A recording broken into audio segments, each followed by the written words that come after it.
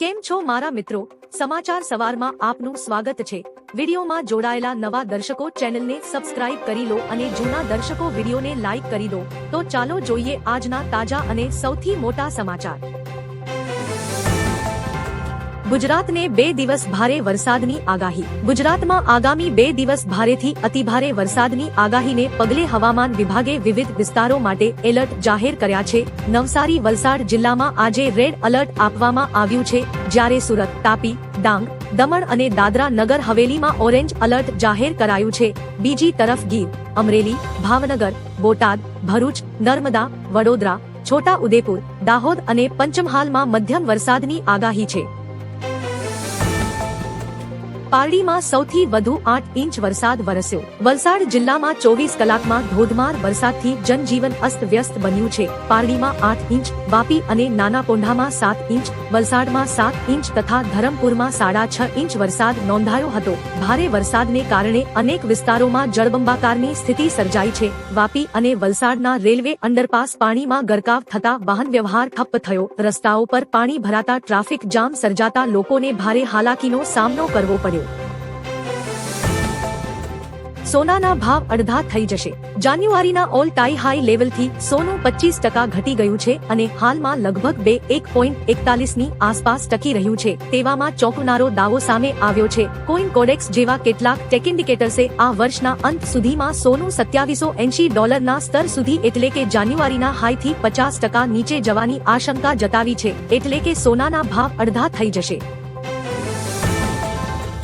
સુરતમાં મેઘરાજાની તોફાની બેટિંગ। સુરતમાં છેલ્લા 2 કલાકમાં 2 ઇંચ વરસાદ પડતા જાહેર માર્ગો પર નદી જેવા દ્રશ્યો સર્જાયા હતા। શહેરના કતારગામ, હોળી બંગલા, ઉધના અને ડિંડોલી જેવા અનેક વિસ્તારો તથા મુખ્ય રસ્તાઓ પર પાણી ભરાઈ જતા વહેલી સવારે નોકરિયાતો અને વિદ્યાર્થીઓને ભારે હાલાકીનો સામનો કરવો પડ્યો હતો। બીજી બાજુ ઉપરવાસમાં ભારે વરસાદ પડતા સુરતની જીવાદોરી સમાન ઉકાઈ ડેમમાં જળ સપાટીમાં સતત વધારો થઈ રહ્યો છે।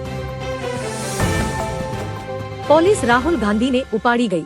નીટ મુદ્દે ચર્ચાની માંગ સાથે વિરોધ કરી રહેલા કોંગ્રેસ નેતા રાહુલ ગાંધીને પોલીસે ધરણા સ્થળેથી હટાવીને લઈ ગયા હોવાના અહેવાલ છે। આ દરમિયાન મંત્રીએ રાહુલ ગાંધી પર પ્રહાર કરતા કહ્યું કે તેઓ વારંવાર પોતાના મુદ્દા બદલી રહ્યા છે। શરૂઆતમાં નીટ મુદ્દે સંસદમાં ચર્ચાની માંગ કરવામાં આવી હતી, પરંતુ હવે પ્રધાનના રાજીનામાની માંગ કરવામાં આવી રહી છે। આ ઘટનાને પગલે રાજકીય માહોલ ગરમાયો છે। નવસારીમાં આબ ફાટ્યું। નવસારી જિલ્લામાં મેઘરાજાની તાબડતોડ બેટિંગથી નીચાણવાળા વિસ્તારો જળમગ્ન બન્યા હતા। 24 કલાકમાં ખેરગામ તાલુકામાં સૌથી વધુ 8 ઇંચ વરસાદ ખાબકતા જળબંબાકારની સ્થિતિ સર્જાઈ હતી। ભારે વરસાદના કારણે જાહેર માર્ગો પર વરસાદી પાણી ભરાતા જનજીવન પ્રભાવિત થયું છે। સતત 2 દિવસથી પડી રહેલા વરસાદને પગલે તંત્ર એલર્ટ મોડ પર આવી ગયું છે। આદિજાતિ વિસ્તારના વિદ્યાર્થીઓ માટે રાજ્ય સરકારની મોટી ભેટ। ગુજરાત સરકારે આદિજાતિ વિસ્તારના વિદ્યાર્થીઓ માટે મોટી ભેટ આપી છે। મુખ્યમંત્રી ભૂપેન્દ્ર પટેલ અને નાયબ મુખ્યમંત્રી હર્ષ સંઘવીએ ગાંધીનગરમાં ભગવાન બિરસા મુંડા જનજાતીય ગૌરવ પરિવહન સેવા અંતર્ગત 139 નવી બસોનું લોકાર્પણ કર્યું। આ બસો જીપીએસ સજ્જ છે અને તેનાથી 4100 થી વધુ આદિવાસી વિદ્યાર્થીઓને સમયસર અને સુરક્ષિત પરિવહન મળશે। આનાથી ઉચ્ચ શિક્ષણ તેમજ કન્યા કેળવણીને વેગ મળશે। ગુજરાત સરકારની મફત પ્લોટ યોજના। ગુજરાત સરકારે ગ્રામ્ય વિસ્તારમાં ઘરવિહોણા પરિવારો માટે મફત પ્લોટ યોજનામાં મહત્વનો નિર્ણય લીધો છે। હવે પ્લોટના વિકાસ ખર્ચમાં 5 ગણો વધારો કરી પ્રતિ પ્લોટ 1000 થી વધારી 5000 કરવામાં આવ્યો છે। તેમજ ગામતળની ખાડા ટેકરાવાળી જમીન સમતળ કરવા માટેની સહાય 50,000 થી વધારી 2 લાખ પ્રતિ હેક્ટર કરાઈ છે। પંચાયત, ગૃહ નિર્માણ અને ગ્રામ વિકાસ વિભાગના નવા ઠરાવથી ગ્રામ્ય આવાસ યોજનાના લાભાર્થીઓને રાહત મળશે। પીએમ મોદીના ઘરની બહાર વિરોધ। કોંગ્રેસે દિલ્હીમાં વિદ્યાર્થીઓ પર પોલીસના લાઠીચાર્જના વિરોધમાં પીએમ મોદીના નિવાસસ્થાન બહાર પ્રદર્શન કર્યું છે। પાર્ટી અધ્યક્ષ મલ્લિકાર્જુન ખડગેના નિવાસસ્થાનેથી પગપાળા કૂચ કરીને રાહુલ ગાંધી અને પ્રિયંકા ગાંધીના નેતૃત્વમાં કોંગ્રેસ નેતાઓ પીએમના ઘર સામે ધરણા પર બેઠા। તેઓ શિક્ષણ મંત્રી ધર્મેન્દ્ર પ્રધાનના રાજીનામાની માંગ કરી રહ્યા છે। પોલીસે અનેક કોંગ્રેસ નેતાઓને અટકાયતમાં લીધા છે। પેપર લીકના દોષિતોને સજા મળશે. કોકરોચ જનતા પાર્ટીની સંસદ ચલો માર્ચ વચ્ચે એનડીએ સંસદીય દળની બેઠકમાં સંસદીય કાર્ય મંત્રી કિરેન રિજિજુએ જણાવ્યું કે બેઠકમાં પીએમ મોદી પેપર લીક કેસમાં દોષિતોને કડકમાંથી કડક સજા આપવામાં આવશે. વધુ પીએમએ એમ પણ કહ્યું કે ભારત અમેરિકા ટ્રેડ ડીલથી ખેડૂતોને કોઈ પણ પ્રકારનું નુકસાન ભોગવવું પડશે નહીં. દાહોદના ગ્રામ્ય વિસ્તારોમાં વરસાદ. દાહોદ જિલ્લામાં કાળઝાળ ગરમી અને બફારા વચ્ચે અચાનક વાતાવરણમાં પલટો આવ્યો હતો. ફતેપુરા નગર સહિત ઘુઘસ, નાની ચરોલી અને મોટી ચરોલી જેવા ગ્રામ્ય વિસ્તારોમાં મેઘરાજાએ ધમાકેદાર એન્ટ્રી કરી હતી. વરસાદથી વાતાવરણમાં ઠંડક પ્રસરી અને ગરમીથી ત્રસ્ત લોકોને રાહત મળી હતી. લાંબા વિરામ બાદ વરસેલા વરસાદથી વાવણી કરી ચૂકેલા ખેડૂતોમાં પણ ખુશી છવાઈ હતી. મુરઝાતા પાકને વરસાદથી નવું જીવન મળ્યું છે. ગુજરાતમાં વરસાદ 22% ઓછો. ગુજરાતમાં 18 જુલાઈ 2026 સુધી ચોમાસું નબળું રહ્યું છે. રાજ્યમાં માત્ર 26% સરેરાશ વરસાદ નોંધાયો છે, જે ગત વર્ષની સરખામણીએ 22% ઓછો છે. વરસાદની અછતને કારણે વાવેતરમાં પણ 21%નો ઘટાડો નોંધાયો છે. ગીર સોમનાથ અને અમરેલી સિવાય તમામ જિલ્લાઓમાં ઓછો વરસાદ પડ્યો છે. સરદાર સરોવર ડેમમાં માત્ર 40% જળસંગ્રહ છે, જ્યારે રાજ્યના 206 માંથી 107 ડેમોમાં પાણીનો જથ્થો 25% કરતાં પણ ઓછો નોંધાયો છે. ફટાકડા બ્લાસ્ટ કેસ બાદ પોલીસની મોટી કાર્યવાહી. અમદાવાદના વસ્ત્રાલમાં ફટાકડા ફેક્ટરી બ્લાસ્ટમાં 10ના મોત બાદ પોલીસે મોટી કાર્યવાહી હાથ ધરી છે. ચાંગોદર પોલીસે બાતમીના આધારે 2 સ્થળો પર રેડ પાડી ગેરકાયદેસર ધમધમતી 2 ફેક્ટરીઓ ઝડપી પાડી છે. પોલીસે બંને ગોડાઉનમાંથી અંદાજે 40 કરોડ રૂપિયાના 65,000 કાર્ટૂન ફટાકડા જપ્ત કરી માલિક અમિતકુમાર મોદી અને મેનેજર કિશન પટેલની ધરપકડ કરી છે. 5 વર્ષના બાળકનું શંકાસ્પદ ચાંદીપુરાથી મોત. ઉના તાલુકાના સોંદરડી ગામમાં શંકાસ્પદ ચાંદીપુરા વાયરસના કારણે 5 વર્ષના બાળકનું સારવાર દરમિયાન મોત થયું છે. બાળકને તાવ, પેટમાં દુખાવો અને ઉલટી બાદ બેભાન થતા ભાવનગરની સરટી હોસ્પિટલમાં ખસેડાયો હતો, જ્યાં વેન્ટિલેટર પર તેનું મોત થયું હતું.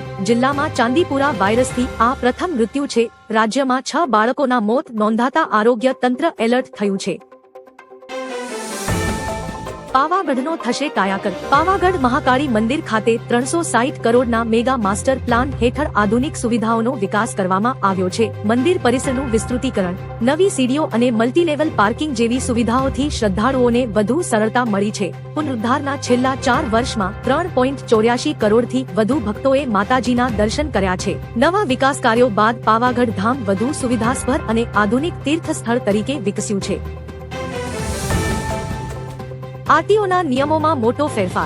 દેશભરમાં વાહન માલિકી ટ્રાન્સફર અને એનઓસી પ્રક્રિયામાં મહત્વનો ફેરફાર કરવામાં આવ્યો છે. હવે વાહન તબદીલી માટે પરિવહન પોર્ટલ પર આધાર કાર્ડ લિંક કરવું ફરજિયાત બન્યું છે. 15 જુલાઈ 2026 થી અમલમાં આવેલી આ વ્યવસ્થા હેઠળ આધારની વિગતો મેચ થયા બાદ જ ઓનલાઈન પ્રક્રિયા પૂર્ણ થશે. વિગતોમાં તફાવત હોય તો ડ્રાઇવિંગ લાયસન્સની માહિતી આપવી પડશે. વધુ વિસંગતતા હોય તો આરટીઓ કચેરીમાં રૂબરૂ જવું પડશે.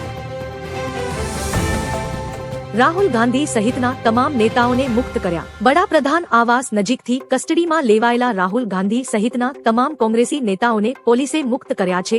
રાહુલ ગાંધી અને અખિલેશ યાદવ સહિતના પ્રદર્શનકારીઓને પોલીસે સત્રસાલ સ્ટેડિયમમાં રાખ્યા હતા. ત્યારબાદ તમામ નેતાઓને મુક્ત કરવામાં આવ્યા છે. સીજેપીના પ્રદર્શનમાં 118 પોલીસકર્મી ઘાયલ. દિલ્હી પોલીસે જણાવ્યું કે સીજેપીના સંસદ ચલો વિરોધ પ્રદર્શન હિંસક થવાના કારણે અનેક સિનિયર અધિકારીઓ સહિત 118 પોલીસકર્મીઓ ઘાયલ થયા છે, જ્યારે લગભગ 70 પ્રદર્શનકારીઓને કસ્ટડીમાં લેવાયા હતા. વધુમાં પોલીસ દ્વારા પ્રદર્શનકારીઓ સરકારી વાહનો અને સાર્વજનિક સંપત્તિને નુકસાન પહોંચાડ્યું હોવાનો આરોપ લગાવ્યો હતો. જણાવીએ કે પોલીસ દ્વારા પ્રદર્શનકારીઓને દોડાવ્યા બાદ ફરી રાત્રે મોટી સંખ્યામાં લોકો ભેગા થયા હતા. યુક્રેનમાં જહાજ પર હુમલો થતા 4 ભારતીયોના મોત. યુક્રેનના ઓડેસા પોર્ટથી નીકળેલા કાર્ગો જહાજ એમવી ગોલ્ડન લિયો પર થયેલા મિસાઇલ હુમલામાં 4 ભારતીય નાગરિકોના મોત થયા છે, જ્યારે એક ભારતીય ગંભીર રીતે ઘાયલ થયો છે. ભારત સરકારે ઘટનાની કડક નિંદા કરી છે અને જણાવ્યું કે વેપારી જહાજો તથા નિર્દોષ નાગરિકોને નિશાન બનાવવું અસ્વીકાર્ય છે. વિદેશ મંત્રાલયે અસરગ્રસ્તોને તમામ જરૂરી મદદ આપવાની ખાતરી આપી છે. અમેરિકા ઈરાન પર તૂટી પડ્યું. અમેરિકી સેનાએ હોર્મુઝ સ્ટ્રેટને ફરીથી ખોલવાના પ્રયાસોમાં ઈરાન પર સતત 10મી રાત્રે હુમલો કર્યો. અમેરિકી સેનાની સેન્ટ્રલ કમાન્ડ અનુસાર એર સ્ટ્રાઇકમાં ઈરાનના military command centre, air defence અને તટીય સર્વેલન્સ સાઇટ્સને નિશાન બનાવ્યું હતું. ઈરાન દ્વારા અમેરિકાના સહયોગી દેશો કુવૈત, જોર્ડન અને બહેરીન પર હુમલો કર્યા બાદ અમેરિકાએ આ કાર્યવાહી કરી હતી. ઈરાન હુમલામાં એક અમેરિકી જવાનનું મોત થયું છે.